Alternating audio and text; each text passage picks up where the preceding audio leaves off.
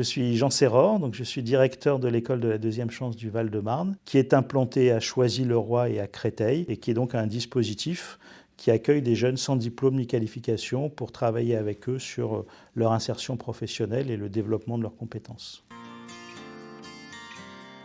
En fait, on organise des rentrées sur nos 2 sites, à Choisy-le-Roi et à Créteil, environ toutes les semaines. Tous les vendredis, à 11 h, on propose une réunion d'information collective qui permet aux jeunes de venir se renseigner sur l'école. Les conditions d'accès à l'école sont simples. Il faut être âgé entre 16 et 25 ans. Il faut être sans diplôme ou sans solution à l'issue du bac. Il faut résider dans le Val-de-Marne.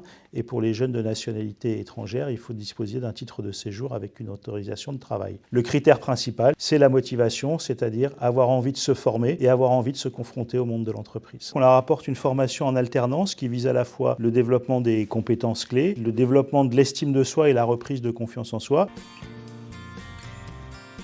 Nous avons un point commun avec l'UPEC, c'est que nous nous adressons à des jeunes qui sont en recherche d'orientation. Et donc nous partageons cet ADN, l'expertise de l'orientation, et puis pour l'UPEC, l'accès à la formation et à la qualification. Et de notre côté, ce qui est notre cœur de métier, notre capacité à proposer des parcours individualisés et à travailler sur l'accompagnement différencié pour chacune personne en fonction de là où il en est et en fonction d'un projet qui est en cours de construction. Nous travaillons donc avec l'UPEC à la fois sur la connaissance des filières de formation et puis sur les manières de faciliter l'accès à la formation qualifiante pour les jeunes de l'E2C.